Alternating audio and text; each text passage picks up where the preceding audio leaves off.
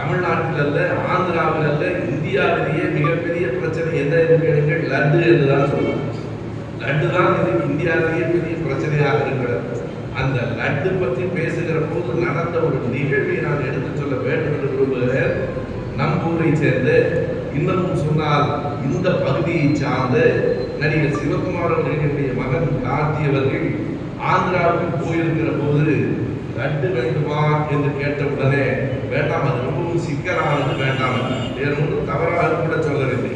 வேண்டாம் என்றால் அந்த படத்தின் கதாநாயகன் கார்த்தி தான். அது தமிழில் மட்டுமல்ல, சத்தியம் சுந்தரம் என்று தெலுங்கிலும் எடுக்கப்பட்டிருக்கிறது. எனவே தெலுங்கு படத்தை மக்களிடம் அறிமுகப்படுத்துவதற்காக நடந்த அந்த விழாவிலே தான் அவர் அப்படி லட்டு பற்றி சொன்னார். அந்த படத்தை தயாரித்திருக்கிறவர் யார் என்றால் அவருடைய சொந்த அண்ணன் சூர்யா தயாரித்திருக்கிறார்.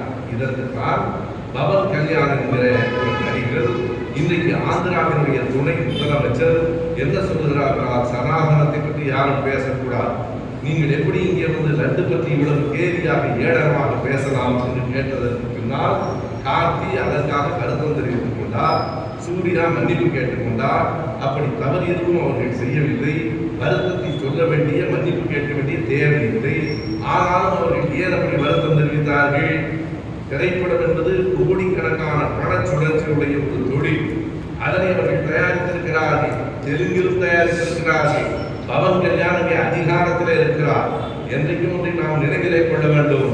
என்னதான் படத்திலே பணம் இருந்தாலும், எவ்வளவு புகழ் இருந்தாலும், மனிதனுக்கு அதிகாரத்திலும் ஒரு ஆசை வரும்.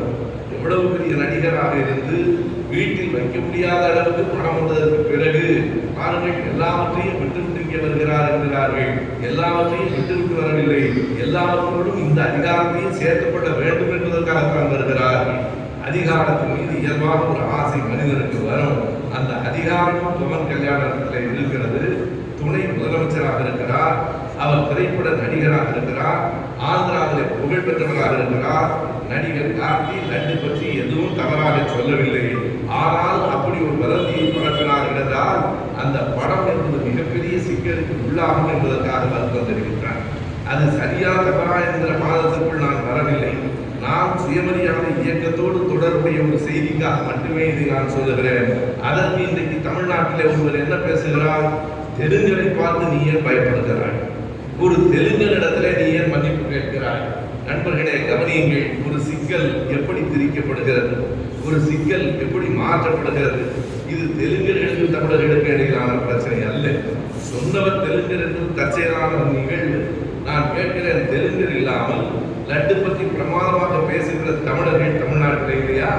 மாட்டுக்கறியும் பன்றி கொழுப்பும், மாட்டுக் கொழுப்பும், பன்றி கொழுப்பும், மீன் எண்ணெயும் சேர்ந்ததற்கு பிறகு கூட நான் வேடிக்கையாக சொல்லியிருந்தேன், பேஷ் ரொம்ப நல்லா இருக்குன்னு சாப்பிட்டது யாரு? நீங்க தானே சாப்பிட்டீங்க. எல்லாத்தையும் உண்டதற்கு பிறகு இன்றைக்கு மாட்டுக் கொழுப்பு வந்து விட்டது, தீட்டு கழிக்கிறோம். எப்படி கழிக்கிறார்கள்? உண்ட லட்டை தீட்டு கழிப்பதற்கு ஒரே ஒரு படி இருக்கிறது, வாந்தி எடுப்பது மட்டும்தான். அதுவும் 2 ஆண்டுகளுக்கு பிறகு முடியாது. நீ தெருவை சுத்தப்படுத்தினால், கோயிலை சுத்தப்படுத்தினால் உள்ளே போன லட்டு எப்படி சுத்தமாகும்? உள்ளே இருக்கிற மாட்டு கொழுப்பு எப்படி இல்லாமல் போய்விடும்? இவ்வளவு கேள்விகளை எல்லாம் கூட கார்த்தி கேட்கவில்லை. ஆற்றியல் வேண்டாம், ஒரு சிக்கலான பிரச்சனை என்று சொன்னால் அதற்காக ஒரு பெரிய பிரச்சாரத்தை நீங்கள் சனாதனம் பற்றி பேர் எந்த மிரட்டல்? யாரை பார்த்து மிரட்டுகிறார்? தமிழ்நாட்டில் இருந்து நீ சொல்லிப்பார், சனாதனத்தை பற்றி பேசக்கூடாது எங்கள் அமைச்சர் உதயநிதியே மேடையிலே சனாதனத்தை ஒரு டெங்குவை போல, கொசுவை போல ஒழிக்க வேண்டும் என்று சொன்ன மண் இந்த பெரியாருடைய மண்.